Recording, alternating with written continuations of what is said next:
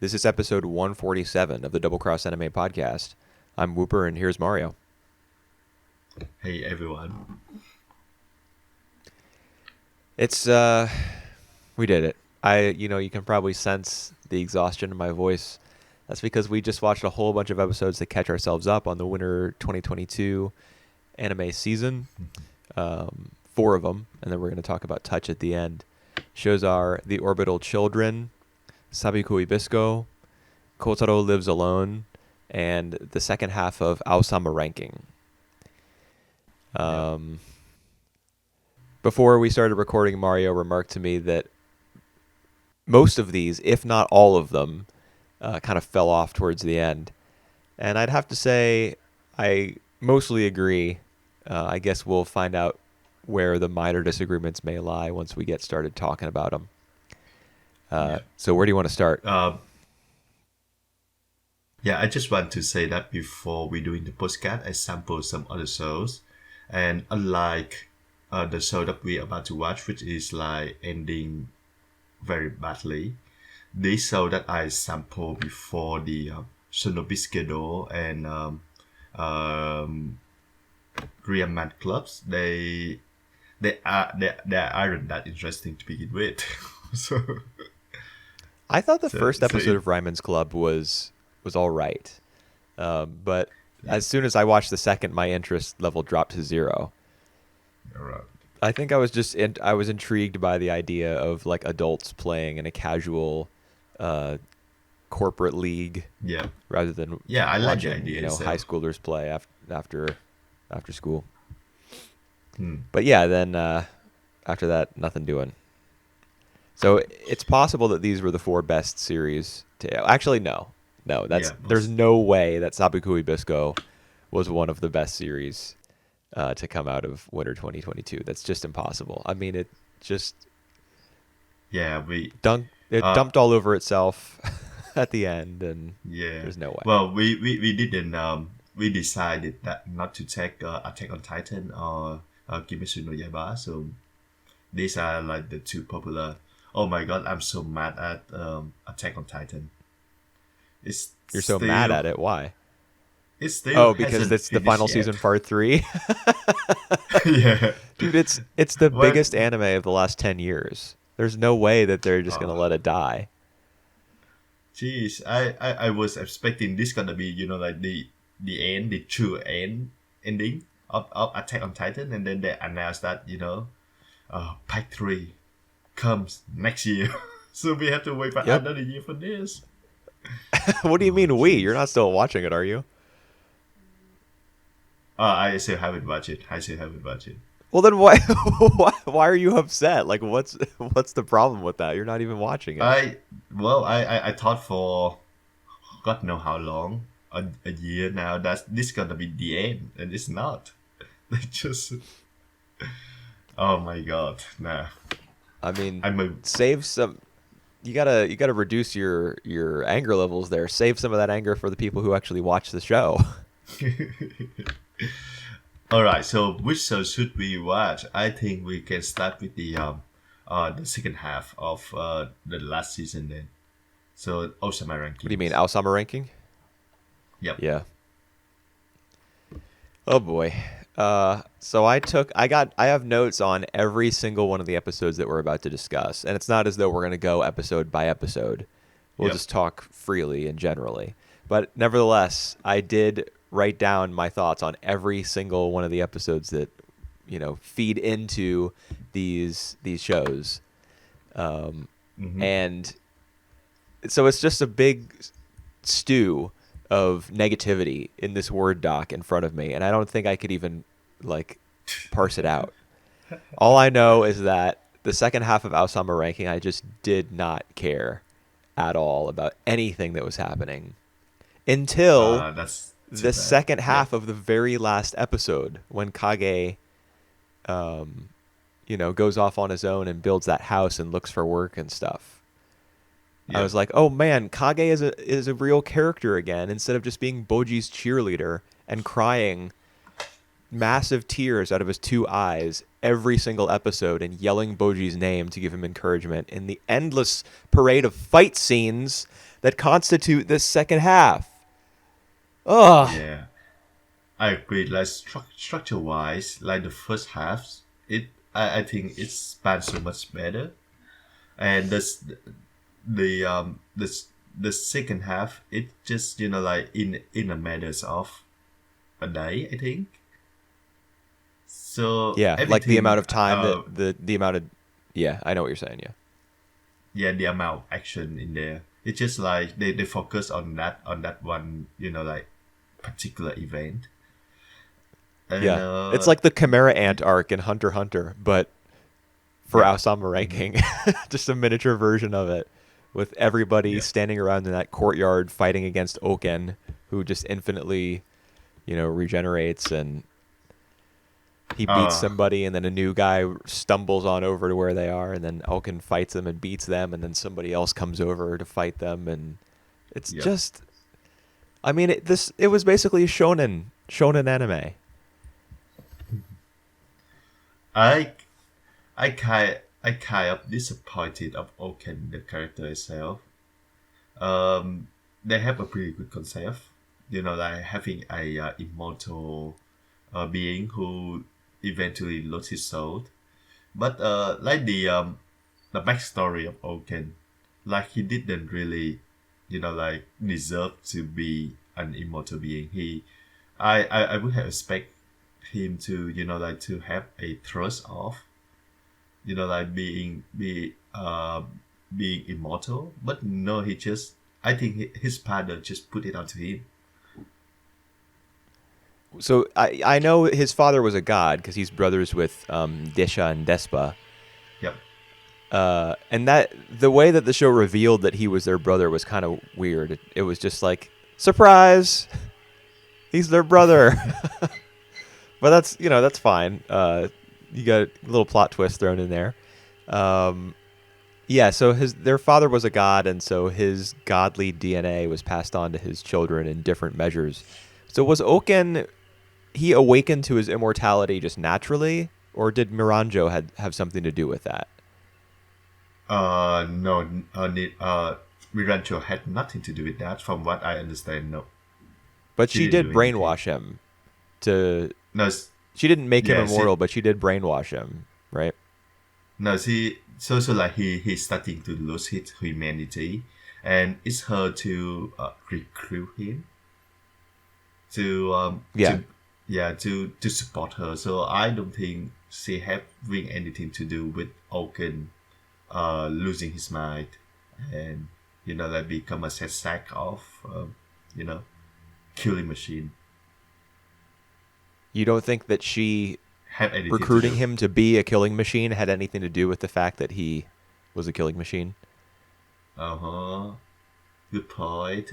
She That's recruiting him for her own wish. Alright, yes. Yeah, she just wanted to use him to enact her grand plan, which Yep. was what exactly? I'm not like the whole Miranjo thing hangs Oh, over this second half of the season like I just a very confusing veil that I really can't see through. I don't quite understand her motive. what I'm supposed to feel. Yeah, her motivations, what I'm supposed to feel about her, what the history was exactly. I mean, I know that the really crucial episode here is 19, I think, because that's the one where we learn about the history of those two kingdoms, Homa and Gyakuza. Yep. And she was part of the Hyoma kingdom, and the Gyakuza kingdom was just full of really, really evil people who were just mean and Mm-hmm. were evil, and they stole from people, and they waged a war against the good Homa kingdom. I Mm-hmm. thought that. Oh, I'm sorry. That was episode 18 where that flashback happened. I'm just reading that now in my notes. That didn't you feel that that whole story was like ridiculously reductive and simplistic? Uh, I feel it's appropriate with this kind of story. This is like a fairy tales sort of, So I kind of treat it as a fable. So I think it's kind of fit into the context, and this say something about me and Joe. I have I don't have much complaint on Mirancho backstory at this days.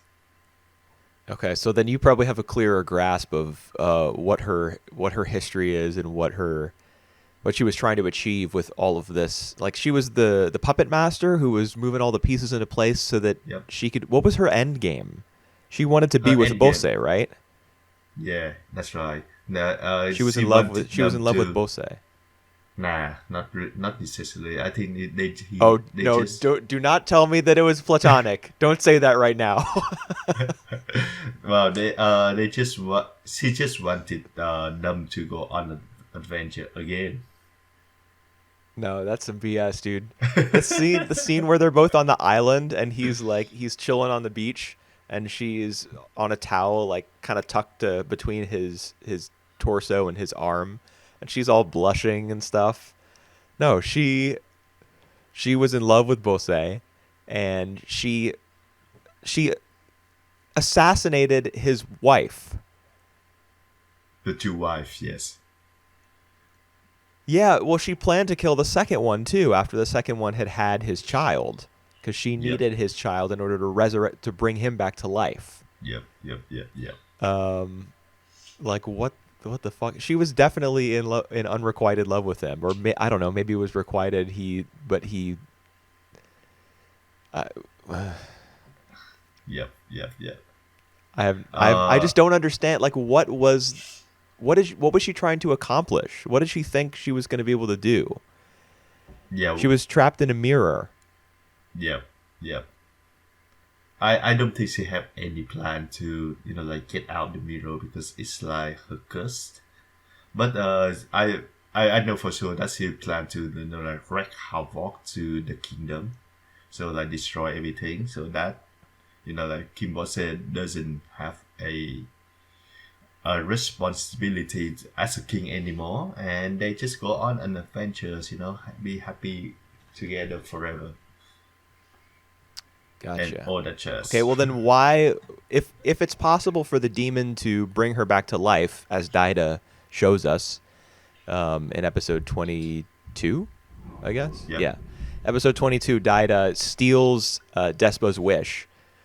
I mean that scene really bothered me as well, man. Like Despa has yeah, the head of the demon in his yep, arms. His brother yep, Desha has just remotely cooked him with a lightning blast. So by all rights, this family, the two brothers who want to save their insane immortal brother who's cursed, they should be able to make the wish. But instead, Daida just says it first, yep. and he gets his wish granted. So that's some bullshit. Yeah, But I agree with that. beyond Then that, that's another issue with go that ahead. as well. That's another What's that? issue with that, and that is when you make a wish with the devil, they add some consequences, and they for whatever reason doesn't have that the conditions. Well, I thought that the only consequence was that the demon guy gets uglier and uglier. Doesn't he say that to Miranjo, like in her mind's Yeah, eye or in her like inner world, when it's girl Miranjo and boy demon, their childhood yep, selves because they met when they were children. He says that whenever I grant someone's wish, I get uglier. yep. Is there a But consequence other than that? Is there a consequence for the person who makes the wish? yeah. Well, there will be. There have to be. Like when you make a deal with devil, usually you will have like a conditions. So like Well, I know Mirajo that when he she make stole yeah, go on. the I know that the devil or the demon, whatever. I know that he stole Boji's strength and his size Yep, and gave it to Bose so he could become the greatest, the strongest man in the world or whatever. But yep. what consequence did he give to Miranjo? So he got to eat her soul after she died or whatever. He ate her soul. Yeah. So I think like Okay. the end game for for the demon is that he got to eat people's soul, and Yeah, but that like doesn't end up mattering in the end because Daida just says, "Nope, she's back to life." yep, that's right. And it's So if that's effect possible, if it's possible to bring someone back to life, why wasn't that Miranjo's plan? Yep. to pull people's strings and get them all twisted up in their heads so that one of them actually wanted to bring her back to life and they would make that wish. Why wasn't that her plan? And then from there, after she'd regained her physical body and her soul and everything else that she needed, then she could go about enacting the rest of her plan. Yeah, I have no idea. I have no idea why she doesn't make her wish with the devil. To like to resurrect the king as he is, not Oh, dude, as that's yeah. Why does she go through the entire plot of having him take a second wife, have a second child, and then use that child as a vessel for his soul and reincarnate him that way? Why didn't she just get somebody to say to the demon, "I wish King Bose would come back to life"? Yep. No idea. No idea. Dude, I don't. This, to be honest, this whole second half of the show, like, every single episode, I had questions about what was driving the characters, and it kind of reveals to me that I remember when the show first came out in fall season last year, people were Yep. like, "Oh my god, it's so complicated," in a good way, like so complex because you don't know Mm-hmm. what any of the characters' motivations are. Like, it's Mm-hmm. you don't know who's allied with who, and it's everybody's playing their cards close to their chest. It's so mysterious, and Yep. Yep. but it seems to me now, having watched the whole thing, that was just a symptom of the writer being like, well, I don't know, I guess this guy could betray this other guy at the end of this chapter because that would be good, and maybe more people would want to keep reading because it would be a cliffhanger. Well, yes. There just doesn't seem to have been any like larger plan. Yeah. Yeah. I agree, and I just feel like like they get off too a bit too easy at the end. Like everyone actually happy at the end. Uh, Even Daida actually get married at the end to the girl that everyone hated. God, I don't buy it at all. I don't Dude, yeah, understand what logic that was, but yeah, it really was everybody loves happily ever after sort of thing. And I have a yeah, feeling that that's apparently there are people who are upset with, or they're not fans of Ousama Ranking's ending. And I think that's probably what the majority of people who have soured on the series now have an issue with is the fairy tale happily ever after sort of ending. But I really think the problems run a lot deeper. yeah, Um, as to like what characters are even like what team they're even playing for or if it even matters. yeah. Like So at the that's end, I just feel that the characters don't add up much. Uh, like Apias, remember the spear guy? yes, I yes, think he's like the biggest disappointment for me. really okay. I mean, I definitely understand what you're saying because the fact that he's like allied with Bose and Miranjo, but then turns on a dime and is like, no, I am now at your service, King Boji. And then Yeah, when Miranjo comes back to life, all of a sudden he's back on Team Miranjo and he's like blushing in every scene yeah, with happiness that she's back and now she can get married to Daida, which makes like that's borderline incestuous. I mean, it's not really, but she was in love, and I will, I'm sure that there are people who don't read it that way, but I think it's pretty clear that she was in love with Bose, and now she's getting married to his son who was the result of her scheme to have him take a second wife and have a child that could be used as a vessel for his soul. She engineered this child. yep, She brought this child into existence by sheer force of will and malice. yep, And now she's getting married to him and their love is going to like cure whatever. yep, yep, yep. Man. Oh, Oh my I god, and everything that Daida says in the aftermath of like her coming back to life and him proposing to her and stuff. Like, she helped me to grow stronger in the darkness. That's what he says about Miranjo and why he's like so enamored with her. She helped me grow stronger in the darkness. Bitch, she put you in the darkness. That was her plan. What are you saying? Yeah, but he grew up to be a fireman after that, So she take the credit. Oh God. Oh God. I should say that there are some elements in the series that really intrigue me, like the notion of uh the immortal, like how they try to be an immortal self. I think that is really interesting. Even like the ranking of kings, which is like we don't get to see much in like in this season. I don't know if there will be a next season, but with this one we don't get to know a lot about the top people is granted the wish, or it granted Right. a power. We don't get to see that. I doubt it that King Bosse, we know like what sort of power that he took when he was the top ranking. Did you know? I Does don't it know. does it really matter? Yeah, Like like at the in the end it. grand scheme of this show, the ranking of kings, the whole hierarchy of nations based on the strength of their rulers, it's the title of the show, but it hardly seems to matter. That is true. So It that's comes is back like into a focus at the end because we see Desha being accompanied by like one of the members of the, I don't know, the board of the ranking of kings, or yeah. the Yep. council of ranking, or whatever. That he's like on his way to whatever chamber you get to visit when you're number one. So Yep. that seems to Yep. be something of a minor cliffhanger. Obviously, the big one is that Oaken, Kingbo reappears, the crazy guy from Hmm. really early on in the series, and at least I think it was really early on.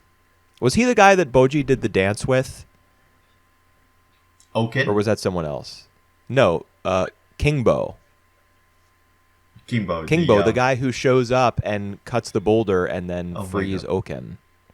Yep. Oh my god. I don't get that. I don't get that character either because I thought he was dead for sure. Like, remember like when Oaken, like, did something to his leg that he couldn't walk anymore, Oh, and so then Kingbo is not the person that I'm thinking of. He's somebody else. no, he's somebody else. He's a guy. Okay. He's the fellowship of like of all these The villains all and stuff. yeah, that's right. And Yeah, he's I remember that. Yeah. he yeah, he was the first one who sit into the king throne. Yeah. Up So yeah, he shows up and frees Oaken. That's the big cliffhanger. yeah, But Desha being on his way to whatever, to number one land where you get to choose your treasure or something, or get a wish granted. That's something of a cliffhanger as well. And it does reoccur at the end. We see him on his way to that place, but for most of the show, it doesn't matter what the ranking of kings is. It's just the title. What the show is about is, I don't know, sword fights and friendship. Uh, yep, and Boji being like so pure-hearted and strong and stuff that he just inspires everybody to be really amazing and wonderful to each other. yeah. I oh my god, what a wasted potential on that one. It Yeah. oh my I mean, there were a god. ton of scenes that were just like Boji's fighting someone and everyone's like, "Oh, Boji-sama." And Kage says Boji's name. He'll yell his name while crying. There is a lot of crying in this show. Did you notice that?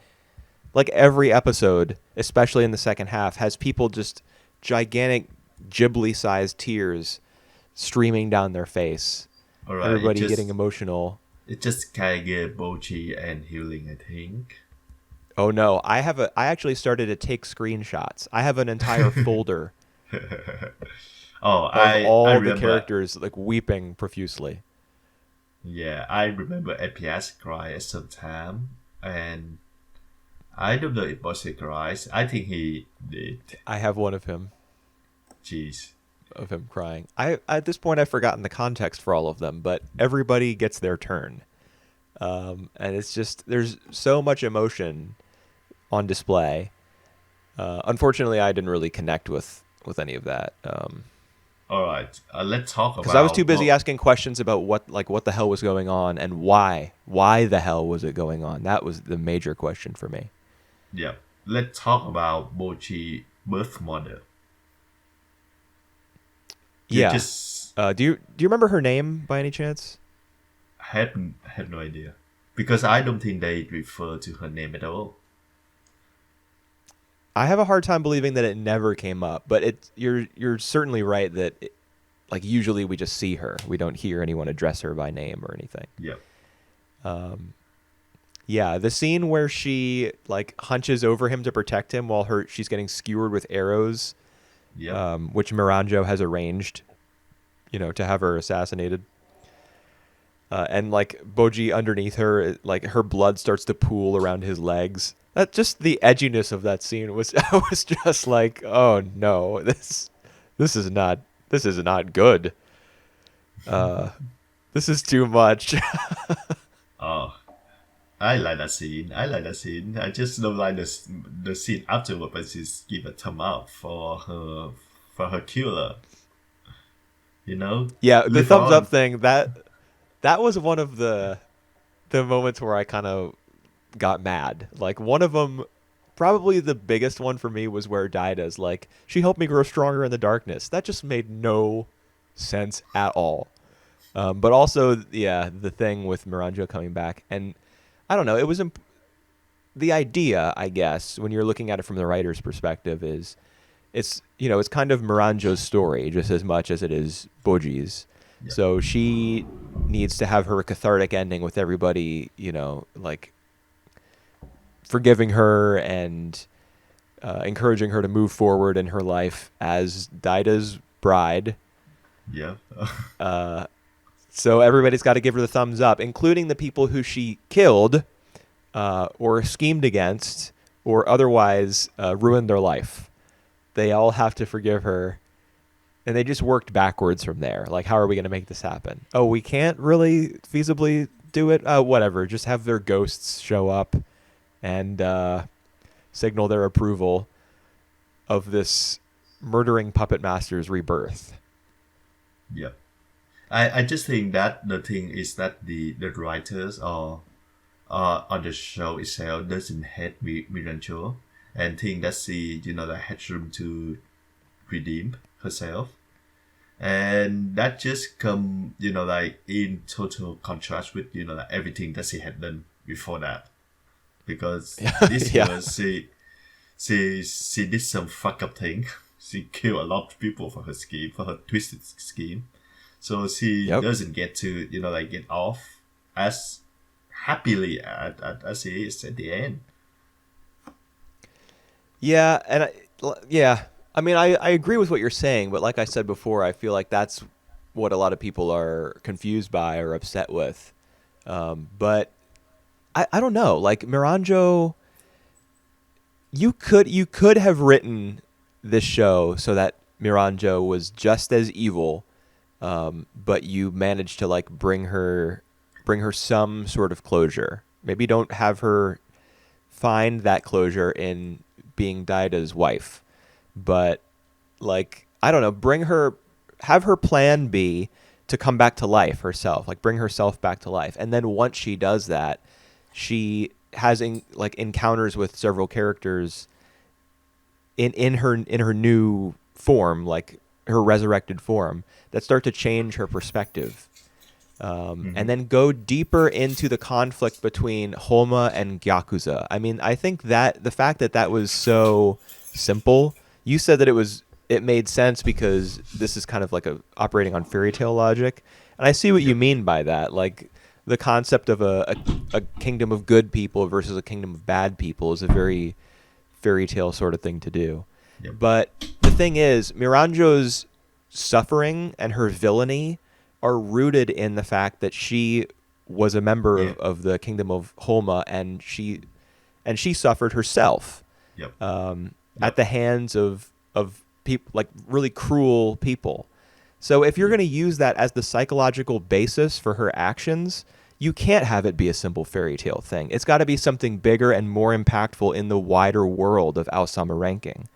And the thing is, even though Yep. Ousama Ranking started off creating like a larger and larger world for itself and broadening its scope in a really interesting way, creating a fantasy world that people could get involved with, Yep. in Yep. the second half of the show, it started narrowing its focus so that Yep. it I was agree. all about Oken and the people fighting against him, and Miranjo just kind of being a shadowy villain, puppet master person without a lot of skin in the game. She was just there, and Yep. she was evil, but she wasn't human. So Yep. the show just, I think it just lost its way. Um, I don't know what else to say, man. Yeah, I agree. And there was some really interesting thing going on as well. You remember like they fighting against the angels? I don't remember what they call, but these superhuman beings who like who are a lot stronger than them. Um, Oh, the gods?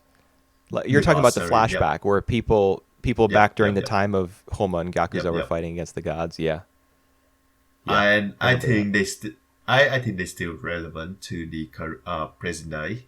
It just is not the main focus, and I would love to like to see more, or like having them involved in this types of story. So I think if ever also my ranking have another season, I think it's my focus on the ranking of kings, the gods, and like whatnot, and all these others thing Well, it that's would. left open in this. Yeah, I think it would do well to focus on something else other than just one Mm-hmm. woman's like revenge plot, or not even revenge, just one woman's spree of killing people and ruining lives because she herself had her life ruined. Um, yeah, you gotta talk about the ranking of kings. You gotta talk about the different kingdoms, both in the present day and what happened in the history of this fantasy world, in order to Yep. bring the present day about. You gotta learn about the past if you're gonna understand what's happening in the present in a completely fictional place. Yep. Yeah, and of course the gods, like the mythology of the world, or the if the gods were in fact not metaphorical but real beings. Got to learn about how they shape the world, how they continue perhaps to shape the world from the shadows, and yeah, just keep it big picture. Don't get so Yep. bogged down in one person's story, I guess. Yeah. How did you like Aboji fighting style? Don't get me started on it. All Don't right. get me started on it. Oh wow! Right. Does it make any sense to you? Does it make any sense to you at all that Boji is able Uh, to do what he does? well, it's random magic logic, you know. So I'm buying it. It's not totally like blew me away, but like I just roll along with it. Yeah, not only is it magic, we don't even see how he acquires that magical ability. His training sessions with True. Despa are like behind closed doors. That's We're in true. Kage's perspective as that stuff is going on, and we don't understand. Like the fact that we don't see it happen is basically the writer conceding the fact that it makes no sense. It makes so little sense that he has to hide it from his audience's sight. Because if we were to see the process by which Boji became like an all powerful combatant, then we would be Yep. like, no, that's dumb. But because we don't see it, it's like, oh, it's mysterious. Oof. Oh God. I still like the concept of the show. Just just so to be clear where I'm standing on about the show. It just oh my God, yeah, the show had it a bit too easy at the end with with with its characters. I think Mirano need to be more, severe.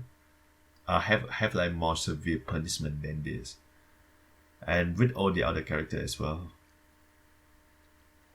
Man, it rubbed me so wrong in every level.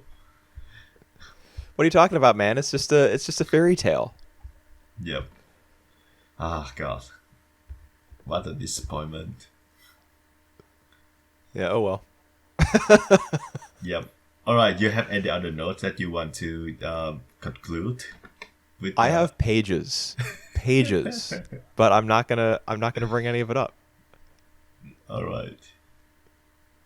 I'm good. All right.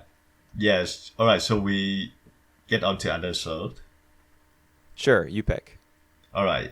Let's get on the show about like 4 or 5 years old protagonist as well. I don't know Okay. how old is Bochi here. Yeah, it's hard to say because like his growth was stunted supernaturally by the demon's curse. So Yeah. he's not, you know, he's not necessarily just a very small child in terms of his age. Mm-hmm. We don't know, I guess. Yeah. But you're talking about Kotaro Lives Alone, which is Yes. about an actual 4-year-old. Is he 4? He Like fall. specifically?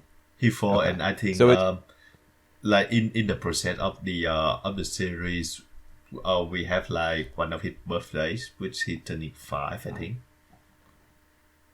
okay. Huh.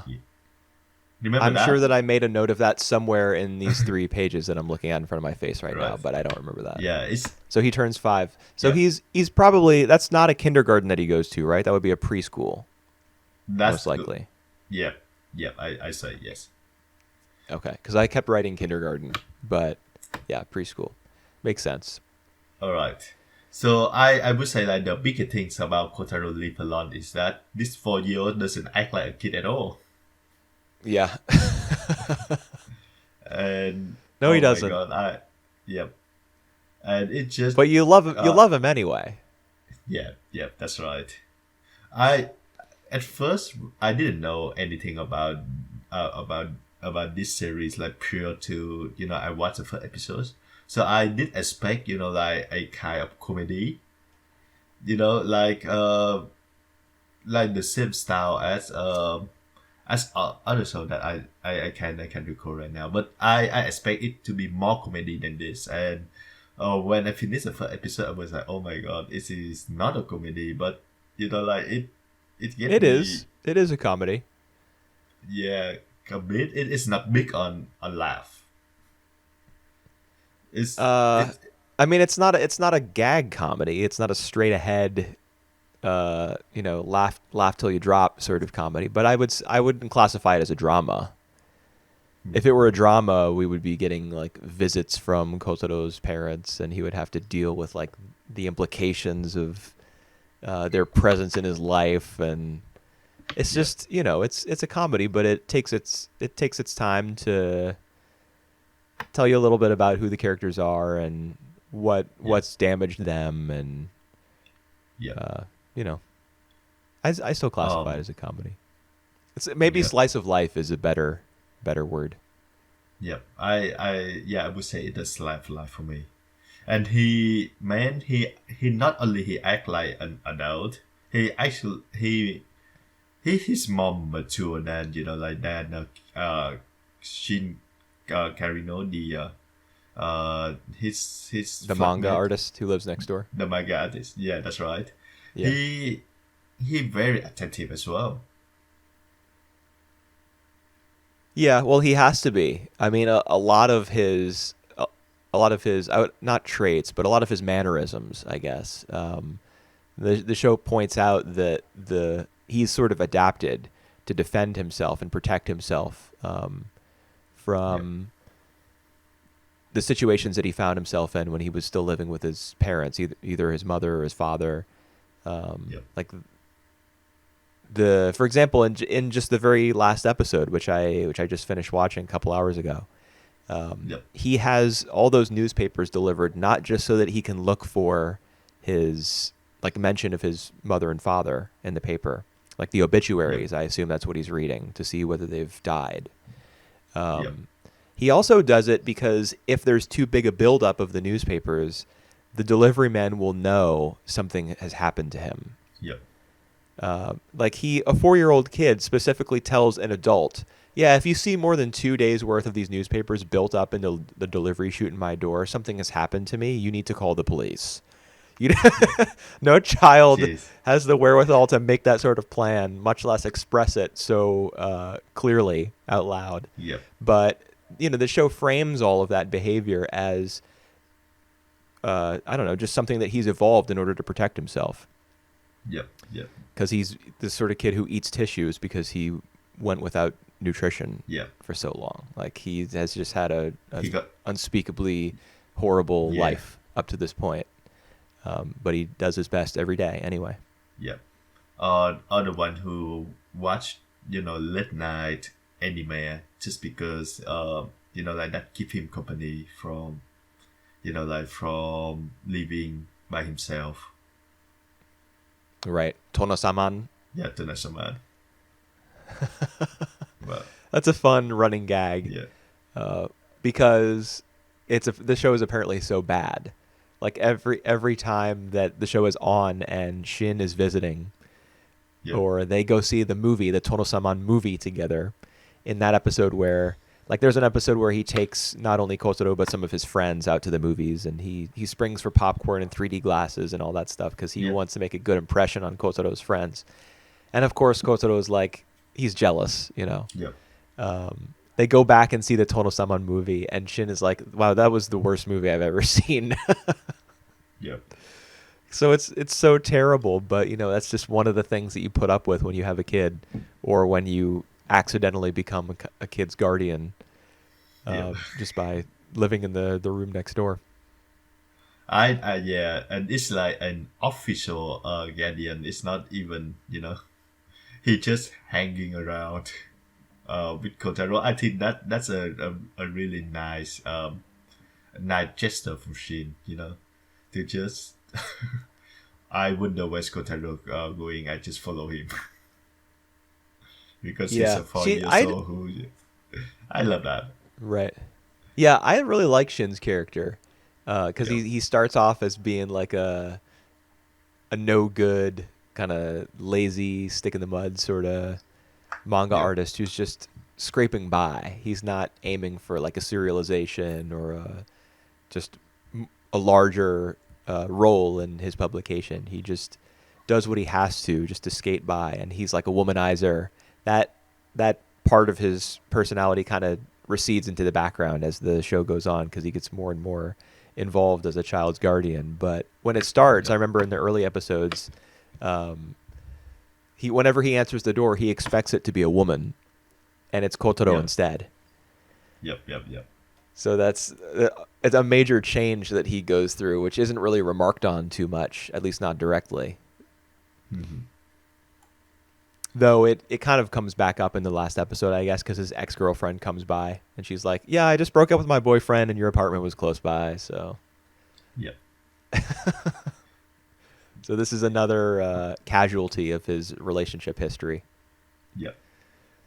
And it's still run like like it still have like a small split into like small segments. So I think like each episode we have like 3 or 4 segment about Kotaro, Shin, and like only people in that apartment. And Yeah, Mizuki, the Yakuza Mizuki, guy, yeah, and Sumire, the new girl who comes in episode 8, who's not good with Yes. kids. yeah. Speaking of that, I just feel like the plot involve Mizuki and why she had to move out is a bit too quickly. Like it only happened in that one episode and then she's gone. Yeah, I agree. I mean, I didn't think it was a major issue, but I do think that overall a little bit more attention could have been paid to the other tenants in the apartment building. Like a little bit more of Mizuki's life would have been nice. Like if we had gotten notice that she had an abusive boyfriend or just a boyfriend who was stalking her. Maybe like yeah. one episode in advance, and then in the next episode things escalate and she has to leave. Or if we had learned a little bit more about the Yakuza guy, He was Yep. mostly just like for comic relief because he wanted to give Kotaro a hug and he wouldn't let him. Uh, it's Mm-hmm. actually not that funny. That's kind of Yep. like I would not let him near a child either. Yep. But he gets one episode where his son visits him, Yep. and Kotaro can't understand why he turns his son away, even though I think he does the right thing because his boy left without telling his mom where he was going, and he went to go see his dad, and so Yep. he does the right thing and cooperates with the mother by sending him back.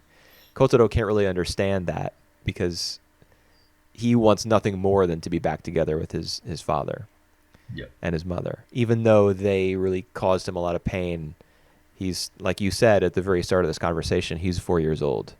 Like, Yep. he wants his mom, he wants his dad. Yep.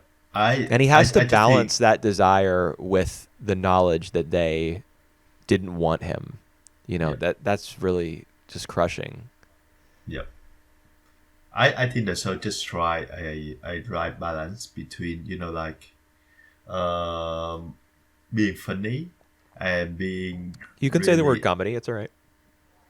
yeah, a comedy of sort. It and strikes a balance between comedy and like heartfelt mhm. Mhm. observation, because it's like, yeah, it have like this character who like who just only 4 years old but all doing like all the adult things, and at heart it just like the more we hear from him, the more we know about the abuse that he experienced for like um majority of his life, so like 2 3 years. And Yeah. yeah, and then and it crushed him because he's still like longing for acceptance. Like I remember in one of the episodes, he couldn't take a bath, so he like purposely stay away from Shin, just because he Mhm. afraid That that. was one of the earliest ones, yeah. Yep, yep. He afraid that Shin got not gonna like him or approve him just because Right. like he's smelly. So Right. I do had a bit of my complaint of about the show structures, but otherwise I think that the show just try a really good balance here. Well, I think that are you talking about the fact that it is split each episode is split up into like different segments and stuff? Yeah, what I mean is that sometimes because it does like that, it always have like the structure of like Kotaro doing something that out of that like Shin or other people cannot guess like why he doing that, and the more that they know, Kotaro would like spill the beans on like why he does the way he does, like like all the thing about the tissue, for example. Like Yeah. she didn't know why Kotaro like fixated on like buying a really high quality tissues until Kotaro said that it like it tastes sweeter with the more quality ones, and they know Yeah. about the abuse, so it's always work on that formula. So like some of them I think is really effective, but some of them is kind of a bit on the nose, or a bit too Yeah. forceful in the way that they tell you they tell you the backstory. I remember Yeah, I agree. that story as well. The way that she know about it is when he look at the television, and there you go. There's one guy who say that like when I was a child, I was too hungry, so I had to eat the tissues, and it tastes Right. not that sweet. It just like like this is just from It too just on the happened to be on nose. TV. Yeah, it just happened to be on TV at the right time. So he know about Kotaro backstory just by on that. But Right. yeah, it's just a minor complaint for me. Yeah, there is a little bit of convenience to the Yep, way that yep, his behaviors are kind of like explained or revealed, the what's driving him, like what's behind his eccentricities. Um, and I think that that's probably a factor of the way that the show adapted the manga. Hmm. because I have to assume that this is a manga with pretty short chapters, Right. and so the show just decided to put multiple chapters into each episode, and as a result, they kind of got to hurry it up. And Yeah. I think that's all right. If I Yeah. I if think I that's have all. a similar issue, it's like specifically when one of the adults um, experience something in their childhood that like mirrors what happened to Kotaro as a Yep. kid. For example, Hmm. Sumire, her Yep. mother Yep. like dressed her and bathed her while wearing gloves, which is the exact same thing that happened to Kotaro. That Yep. is way like especially because her character is introduced so like such a short time before that happens. Hmm. Um, and not much is made of the fact that they have this shared history after that point. It just kind of brings Sumire in and says, "Oh man, this it's so crazy that this woman who doesn't really like children is now living 2 doors down from a child. Isn't that just weird?" That the show just kind of says that and then leaves her be. Um, you would think that her having gone through something similar to what Kotaro suffered would be, grounds for more stories between the two of them. But I guess she just arrived too late in the game for that to happen. Yeah. But But just that when also. it's like when there's a super clear parallel between what Kotaro has been through and what some other character has been through, that's Yep. when I was like, this just seems a little lazy, Yep. Yep. but that's all Yep. right. Well, I actually don't mind the Sumire backstory because I think that it does inform why like she bad with interacting with kids now because like Yeah, she I mean doesn't her. have a really good childhood either experience Yeah, either. well, her mother said the same thing. Like, there's that flashback where you see little Sumire Yep. standing in the doorway when her parents are talking, and her mom's like, Yep. "That kid gives me the creeps." Yep. Um, can you even imagine? uh, yeah, If you're a it kid, just. you probably hear those words, and your brain just like goes into overdrive trying to compartmentalize that statement so that it doesn't like poison the rest of Yep. your brain. Yep. And it's a bit on the nose though, like the way that she, Yeah. like just stumble on her mother saying that, but does this parent really, like saying that?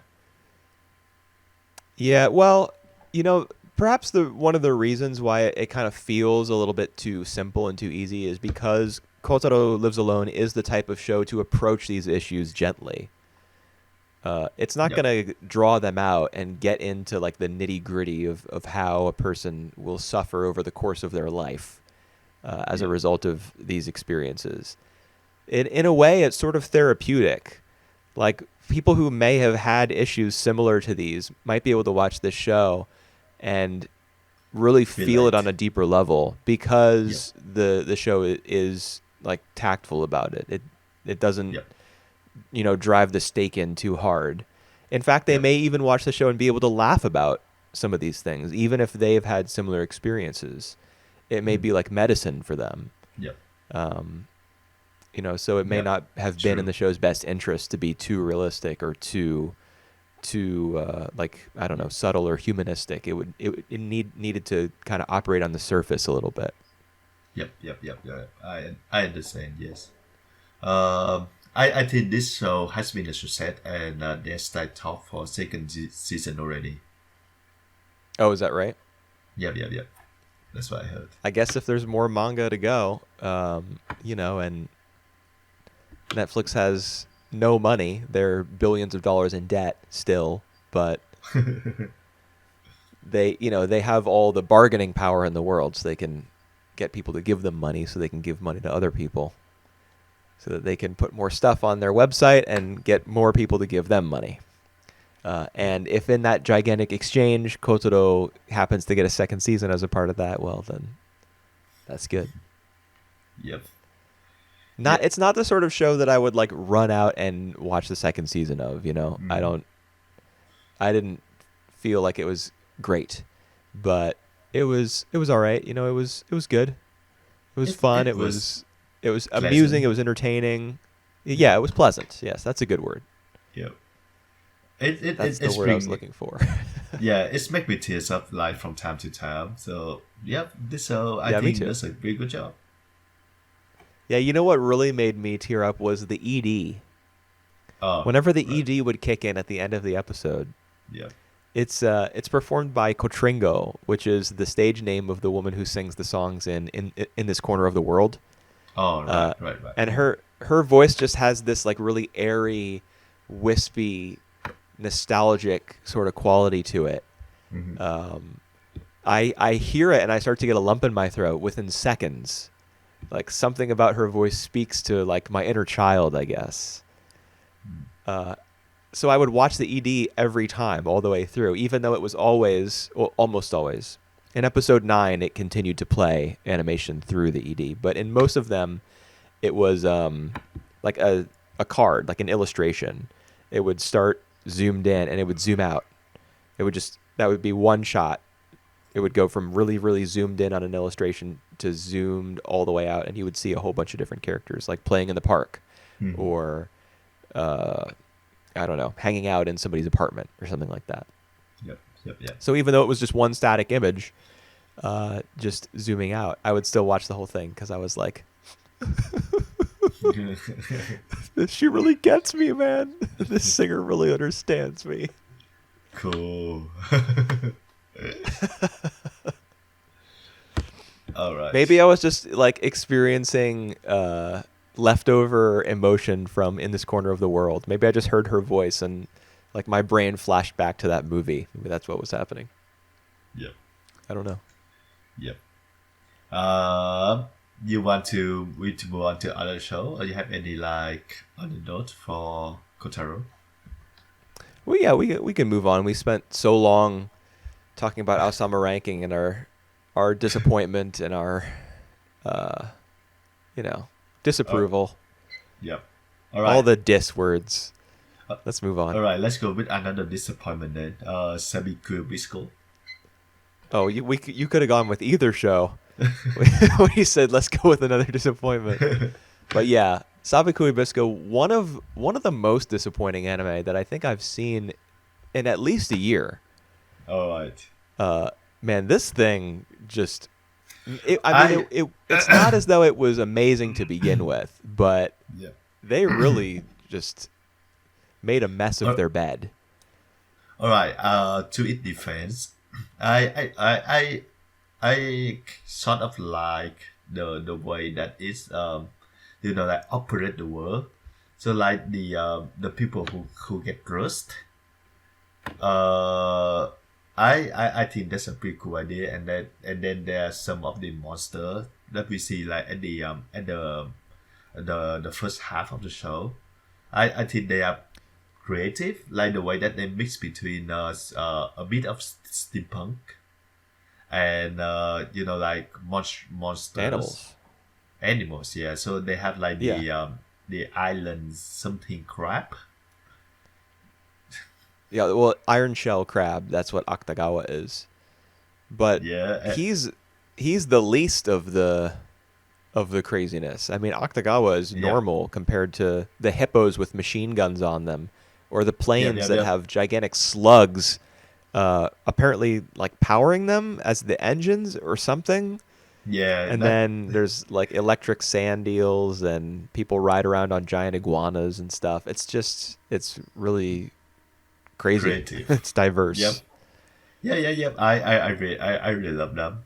And then episode 8, I think. It just like turn.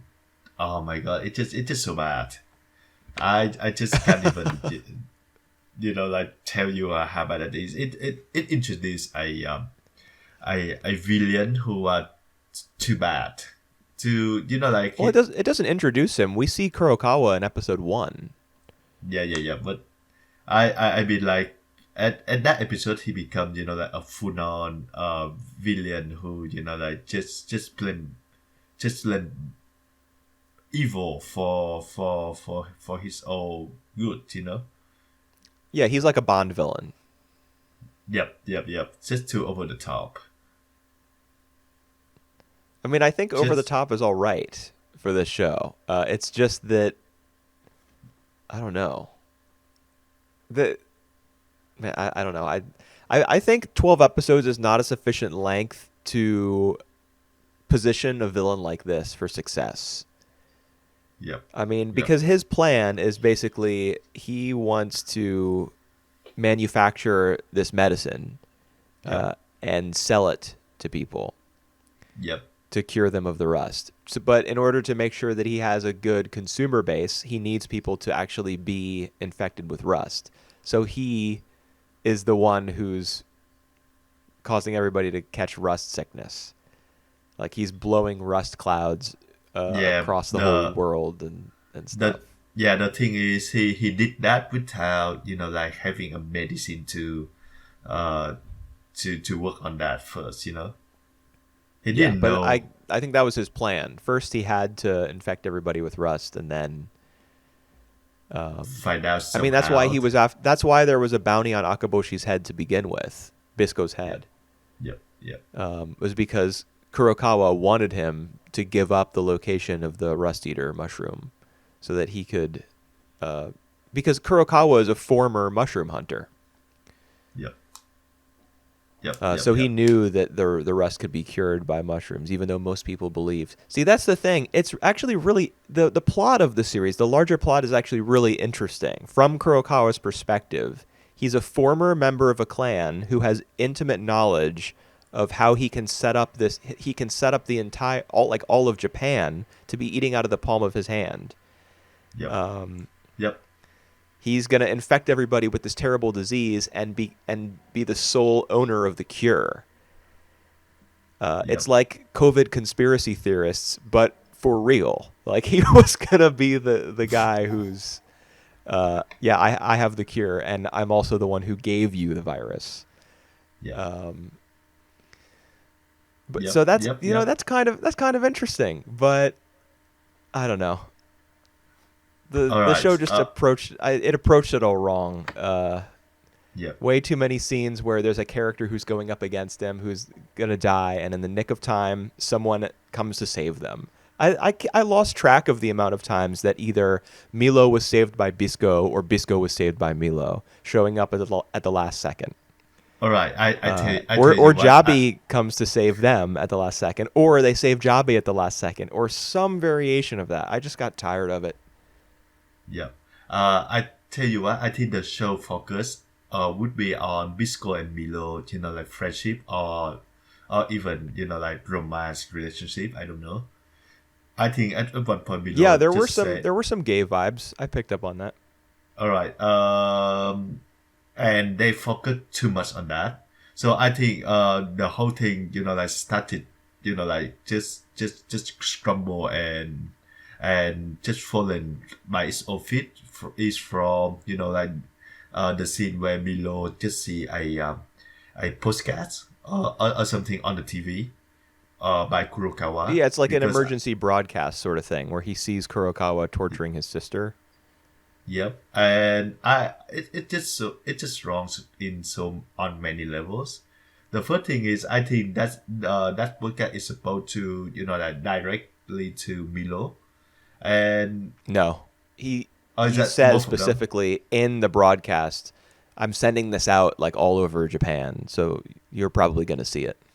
No, yeah. But the message itself is just for Milo. It's not for Oh Bisco, yeah, Uh, and like chances that so what if Bisco pick up on that and not Milo?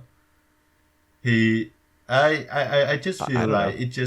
it's just too convenient that like Milo who the one who see it, and like they're having a fight and Milo wins, so Milo come to rescue Kurokawa, and he did all the wrong But you move. know what happens next? Yeah, he did all the wrong moves, like like he spilled the beans of like the secrets. The only one thing that like he have upper hands, and because he defied Bisco in the beginning, so like he got Milo when he fight Kurokawa, he lose. He got manipulated by Kurokawa. He had to shoot Bisco in the face, like the fucking thing that, you know, it's so wrong. And then in the middle of that, Chappie appear to save to Who? save them both. Oh yes, Uh, Jabi. Yes. Chappie, and Yeah. then Showing up at the last minute to save people is just the name of the game with this yep, show. and then I don't remember if Bisco or Chabi who like shoot Kurokawa in the eyes, and then why don't you like kill him or do anything or capture him, and then they just let him Did they live. not make any attempt to capture him and he escaped No, or something? I don't even not remember. not at all, because that's where the moment where Bisco and Milo like reconcile, and and and Oh and yeah. y- and Chubby as well. So it just making no freaking sense until like all these on the pawn of Kurokawa coming, and then they said, "Oh, we have to run," the and leave Kurokawa Yeah, alone. this What the? this show has that syndrome where as Yeah. soon as a character, seems to have like in the middle of combat or just after there's been a fight, the characters will talk to each other because the show is trying to generate some sense of security. Like, now it's okay for us to have a moment to talk, Yeah. even though they're still in a critical situation. Another example of that is episode 12, where they're fighting against the Tetsujin, the giant Oh, armored rust spewing you mean behemoth. the Titan in Attack on Titan? They look exactly Yeah, I like the, guess. the, the Titan. Yeah, I guess. Yeah, the colossal titan. Yep. I hadn't thought of that actually. I was just thinking it was like a giant robot because who knows how many hundreds of those there have Yep. been in anime history. Yep.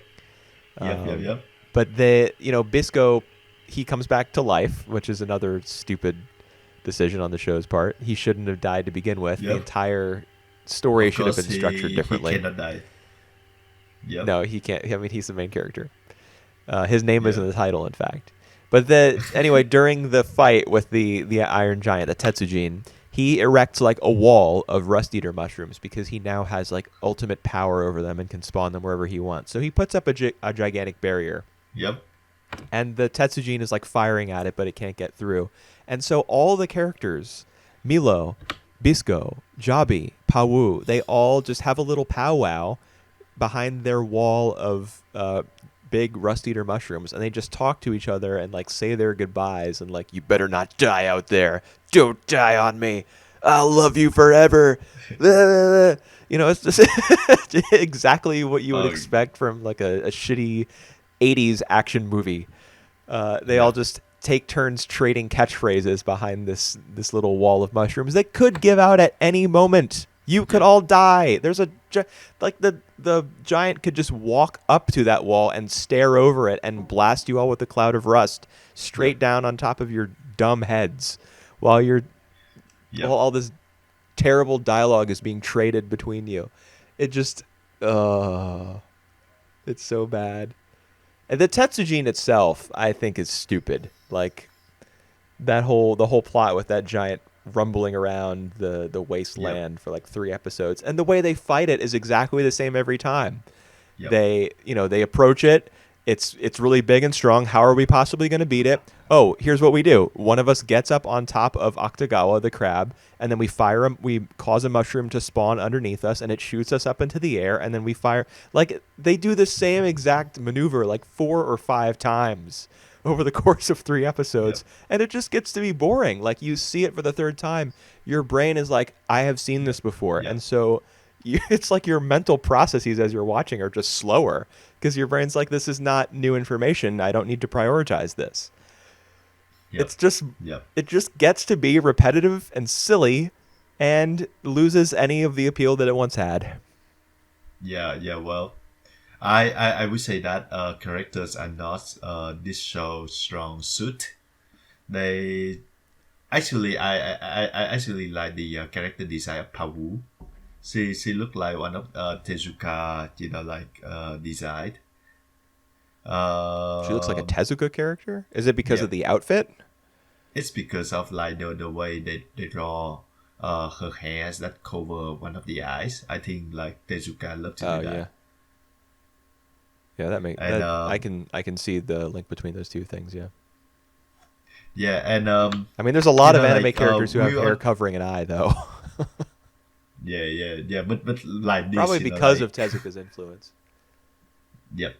And there is like Jellyfish. I think she got a neat backstory, but the way that she act is just totally, like so anime is for me to Who are care you talking about. about? The pink-haired girl? Yeah, the pink hair girl. Her, I think her nick, Oh yeah, her code name or anything, something is Jellyfish. right. And Yeah, she was just. I just didn't care about yeah, her. She yeah. was like, a comic That's relief sort of character who was like a temporary ally in times of need, but she never does I think anything like that really impactful.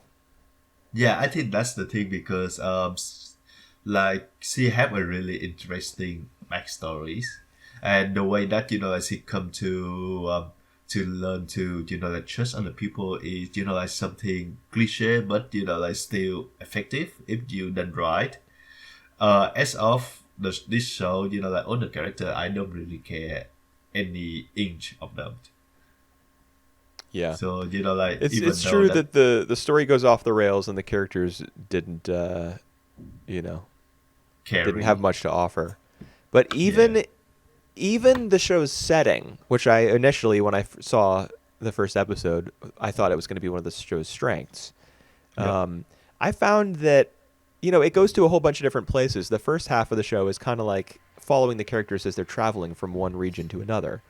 But I found yep, that there was very little cohesion to those regions. We would just get to a mm, new episode, and all of a sudden we would be in Snow World, or in yep, another episode we would be in like Sea World, where all the kids were wearing like hats that were themed after yep, shells and stuff. And in another episode, we would be in swamp. There would be swamps everywhere. It was like a swamp land. yep. I just it didn't feel as though the show really there was no sense of connection between any of these places. They would just show up in a new one, like it was Mario 64, and they had just jumped into a new painting in Peach's castle, and all of a sudden we're in a new land. So I didn't get the sense that Sabikui Bisco had created a world for itself. Yep. It was just like kind of dropping the characters into new places all the time, Yep. and that kind of threw Yep. me because I was Yep. counting on the setting of the show to carry it a little bit. Yep.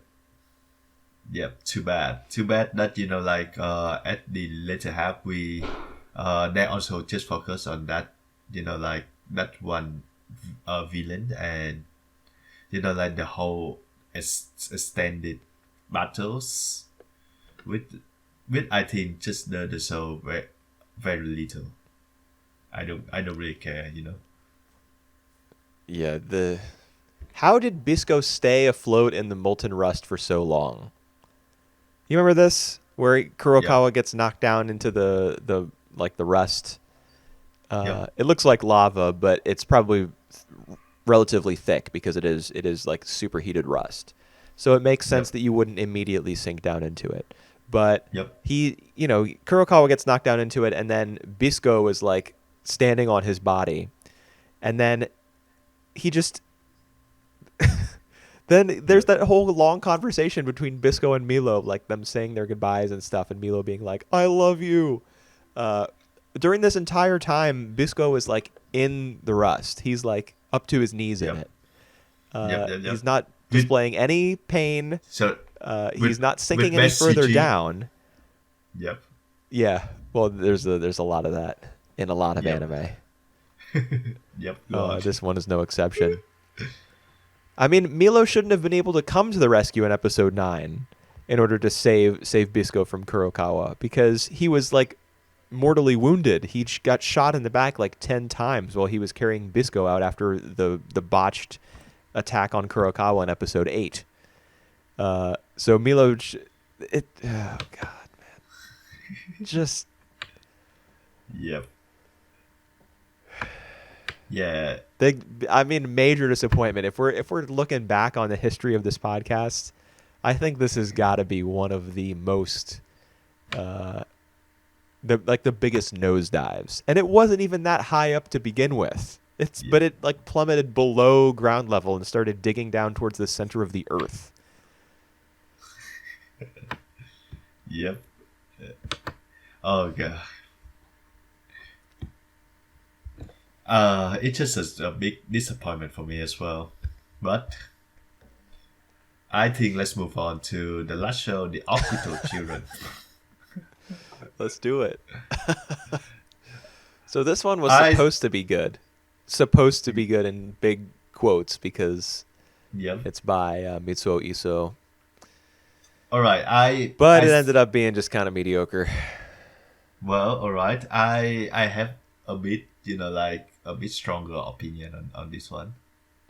Oh, I yeah, I like it. I feel like the last episode where they go all, like all hacker style, or like they involve the whole evolution is a bit, like a bit far fetched. But like other than that, I really dig the beginning where they introduce the characters, and like it, they just hit with the, like the drama. So they, basically lost in space. I like yeah. the setup. Yeah, Lost in Space is a pretty cool premise. Yeah.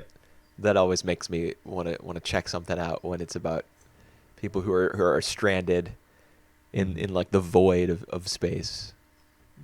Hardly any other humans around them. How are they going to survive in this situation where existential dread and physical peril are both pressing Yeah. down on them at the same time? It just, it just engages your curiosity. Yep. So the show does that well enough. I mean, Yep. they were in trouble from halfway through episode 1, probably. Maybe a little bit deeper in episode 1 than that. And then there's always some new crisis in every episode afterwards. Yep. And All the way up to episode 6 when Toya has to expand his mind to 11-dimensional thinking so that he can communicate with an artificial Yeah. intelligence inside of a comet. Yeah, that's not a bit too far fetched for me to understand. Like they use a lot of, like techno term that it's really it could be really hard to follow at some point. I actually watched it dubbed in English. Oh, all right. Because How I mean the how main was reason it? I did it was because I expected it to be a lot better looking than it was. I expected some animation fireworks. Oh, okay. And it was all right, but I don't think I need have watched it dubbed for that reason. However, the added benefit of watching it dubbed was that I didn't have to read all of this technological jargon. Yep. I could just listen to it, and that makes it go down a little easier. I remember saying I did Is the it same thing for Ghost in the Shell is it make it when we talked about Ghost easier in the Shell. when you hear like Yeah, all the term that you have no idea about? I would find that to absolutely. be more confusing. All right. Yep. Now, Go on. if you hear it, if I feel like when you hear something, it goes straight to your brain, whereas when you read it, your brain has to decode it first and then Yep. process it. Yep. Because that's what Yeah. I mean. That's When true. you're reading, it's essentially a code that you're breaking with every single word that you read. Yep. Um, Yep. So yeah, watching it dubbed was beneficial in that way, I guess. However, that meant that I did have to suffer some of the really bad dub acting. Oh. What was Oh, the God. social media girl? What was her voice like in the Japanese dub when you're watching it Uh, subbed? it's alright. Like she always had like that catchphrase, Mina. So my name is Right. Mina, and like welcome everyone, which is Mina as well. So Right. she sounded alright. I have no issue with like all the voice acting. So she Well, I sound a gotta bit tell you, like a bit happy go lucky kind of girls. right. I think that was probably the intended effect. That was certainly how she was drawn. She was putting Yep. on a lot of bravado, a big show for everyone, kind of self-obsessed and wanting to perform at all Yep. times. Yep, yeah, So yeah. that makes sense. However, I gotta say, the woman who was voicing her in the English dub sounded like the mother of a 13-year-old who was barging in on her daughter's sleepover with her friends and wanting to sound hip and cool. It was terrible. All right. It was so All bad. right. The way you described it is actually very interesting. I mean, she sounded like a mature, older woman who was putting Uh, on like a teenage voice. That's what I was getting at. It was really bad, man. oh, Everybody else's voice was okay. You know, they were passable, but except for the captain guy. The of the three adults who were on board, yep, yep, yep, the yep. captain, his voice was no, just Nope. no, thank you. And it didn't help that he kept repeating the obvious over and over, like when they're on a collision course with the comet, he would, or when they realize that the comet's on a collision course with Earth, he would say Yep. stuff like, "If a comet hits Earth, many people will die." Oh, Yeah, surprise. I think you're right about that, my man. So hopefully the subtitles were better than that. I yeah, I think they mentioned about like one third of the population will perish. That's what I think the Right. subtitle is about. Yes. Well, that's interesting because you learn in episode 6 and in the epilogue kind of that Yep. um, these kids, like, their story obviously is publicized, and Mina, or whatever her name is, her name's Yep. Mina, right? Mina, Yeah, Mina. her story and her coverage of the, the danger that they were in, like, encourages people to go out into space. I don't understand why exactly. Like, they were about to lose their lives and they were in Uh, constant trouble, but apparently people want to go into space now. yeah. Well, Uh, but it sparks a wave of, like, space migration, and the end result of that will be that in 50 years, 1/3 of the Earth's population will be in space. yep, yep, So you kind of get the sense, and during the epilogue, that the way that everything plays out is exactly the way that the AI seven or second yep, seven, depending yep, on which one you're talking about, yep. that it never intended for the comet to hit Predicted. Earth. Yep, Yeah, yep, it engineered all of this. And when it was talking, when the Seven poem, all the calculations and the predictions and the prophecies that it made, when it said yep, that it needed to reduce the Earth's population by 1/3, this is what it was talking about. So yep, I mean, it's a really intriguing yep, idea, like the concept of whether fate is fixed or not, whether you can change the future, or whether AI has gotten to the point in this world, in the world of the Orbital Children, where, like, the future is unavoidable and inescapable yep, because the processing power of computers is so advanced that they can predict the future with 100% certainty, and you can't even interpret it as, like, you don't understand what they mean exactly, but when they say 1/3 of the Earth's population needs to disappear or vanish or whatever, um, you yep. you can't predict what it means, but you know it's going to happen, and it did play out that way. So I wasn't totally satisfied with the ending, but I thought that was an interesting concept. Yeah, I did too, and I actually more intrigued in the Toya and Konoha like backstories because they are like the children who born in the moon, and they got like that thing who they got implant to their bodies. I don't remember what that thing was. Uh, Well, it adjusts, like, your and your brain chemistry so that your hormones are balanced differently, so that you can survive in the low gravity. Because the backstory yeah, for Toya and Konoha is that all the other children who were born on the moon were dying because you need, as a human being, you need Earth's gravity in order to properly develop, yep, yep, like yep, your spine and your organs and stuff. So they yep. needed implants in order to offset the moon's All low right. gravity. Yeah, Yeah, I that's an love that, interesting and story too. Yeah. I really like the way that they experience with the limiter, like Ah, yeah, like yeah, it get a bit shaky there, but Like I still find the idea to be intriguing. Right. Yeah, the idea that the AI has gotten so powerful that it needs to be artificially limited. Yeah. It is an interesting idea because we see the natural extension of it, which is an AI that can predict the future with 100% certainty and has gone so far beyond human understanding that it doesn't understand humanity. Like there's that whole question of whether human beings and humanity are the same thing. Yep.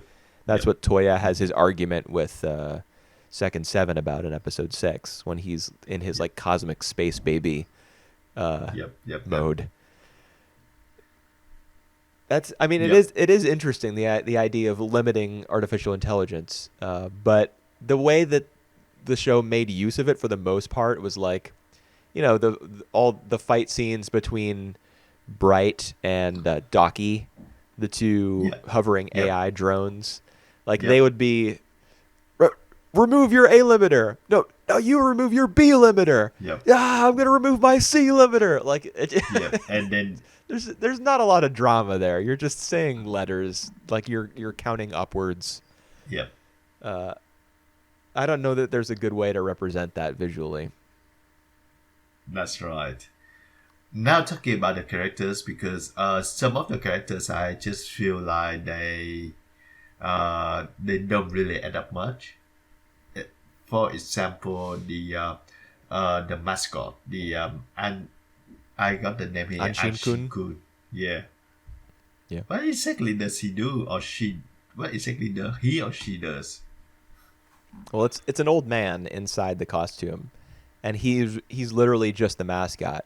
He's the former president or the former mayor. They keep in the dub at least they keep calling that the chief adult in charge Huh. in the blue spacesuit the mayor.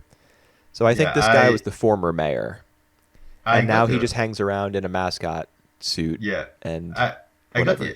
I got the impression that he like the ship designer of the place. So Yeah, like he was. architecture of sort. Yeah. All right. Yeah, he said he at one point there was a conversation about exactly how much of it he had designed, Yep. because they were trying to find spacesuits and they were going into those different Yep. like in the early episodes. It's all about them surviving in like weird I love that. low temperatures and low air. They have to keep migrating from place to place in the space station. I love that. And they have to find resources and spacesuits and stuff. So they talk to him about exactly how much of this did you design? Like how helpful can you be in helping us locate this stuff? And he's like, 70% or something like that. Mm-hmm. So he did design the bulk of it, I think. Yep. Yep. But I mean, for the most part, he's just a silly mascot because Mitsuo Iso likes those sorts of mascots. Do you remember Sachi from Deno Coil? Yep. Uh-huh. Boku Sachi.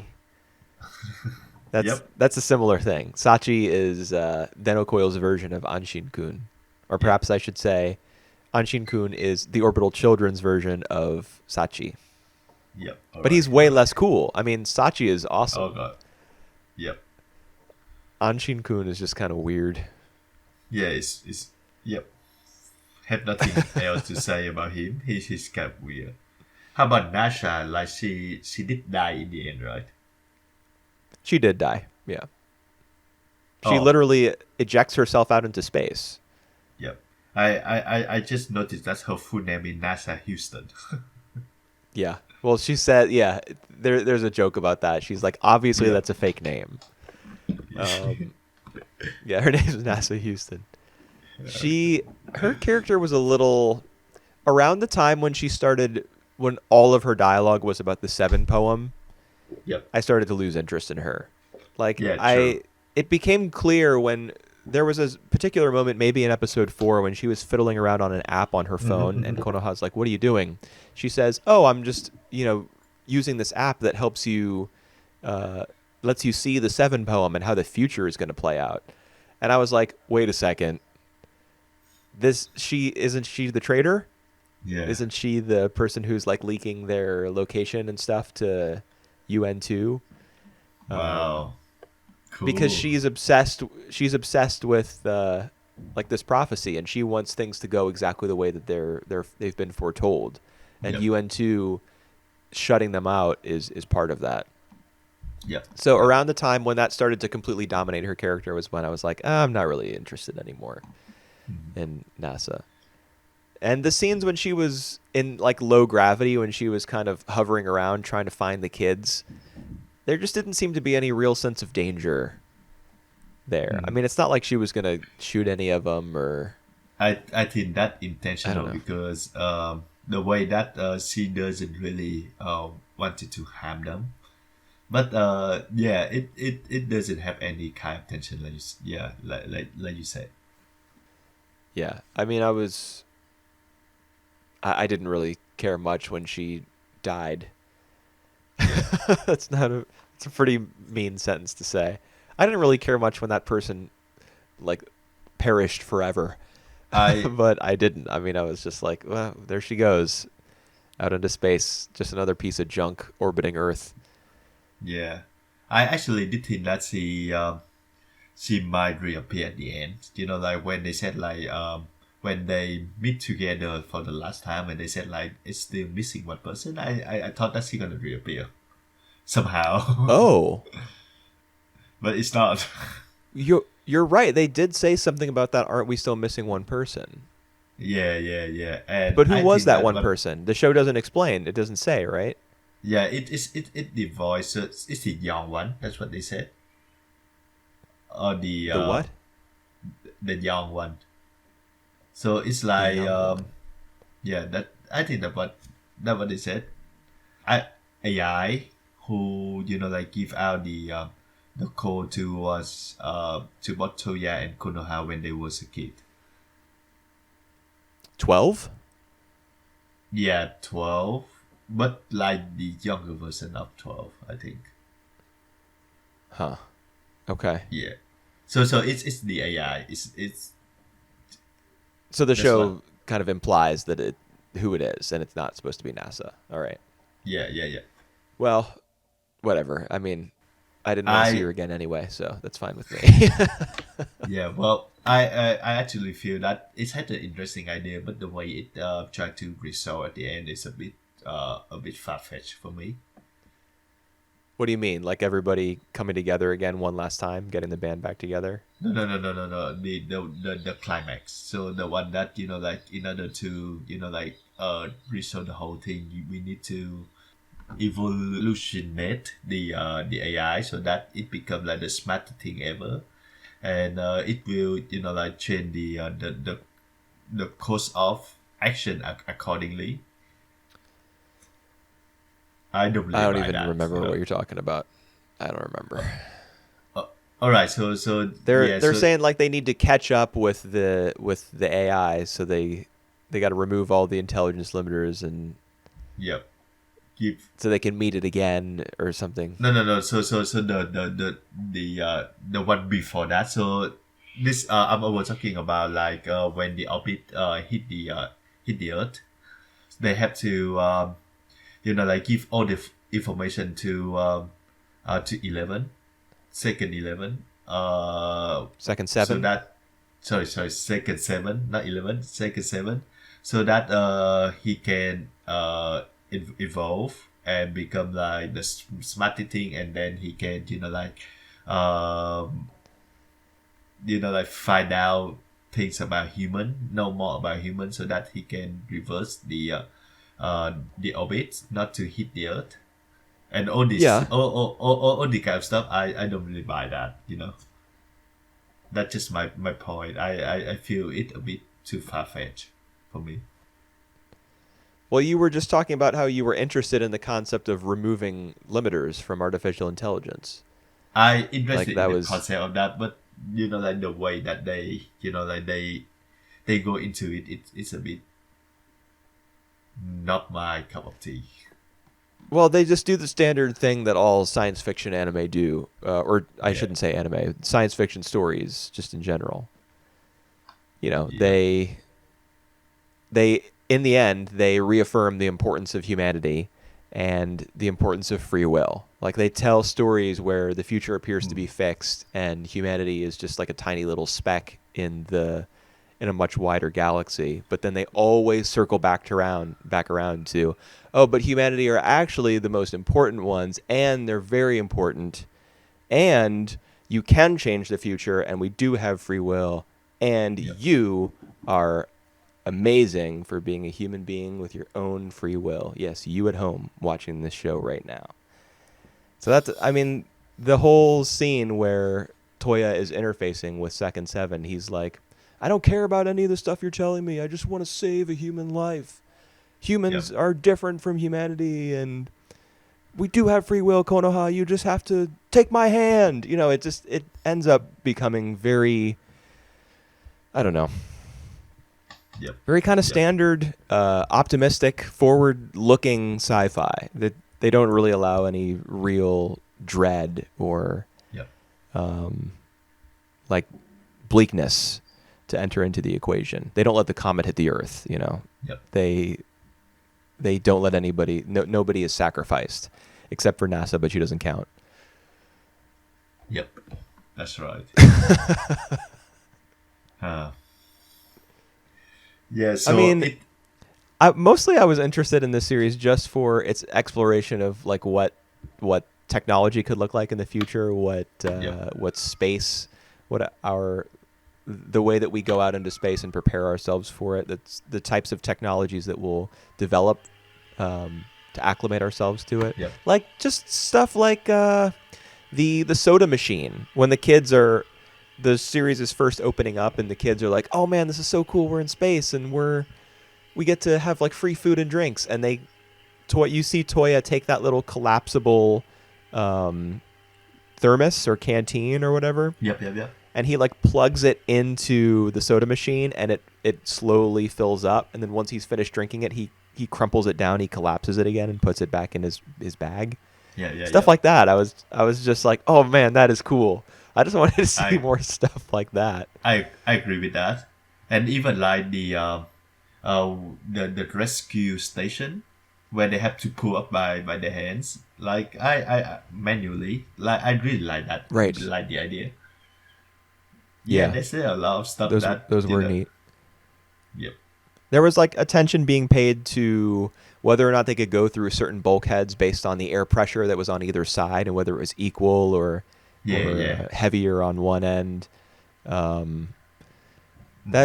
That sort of thing, you know, pretty interesting. So a longer series that took its time and explored that stuff more, you know, like the Deno Coil of the Orbital Children, basically, because Deno Coil spent a long time leading up to its overarching plot.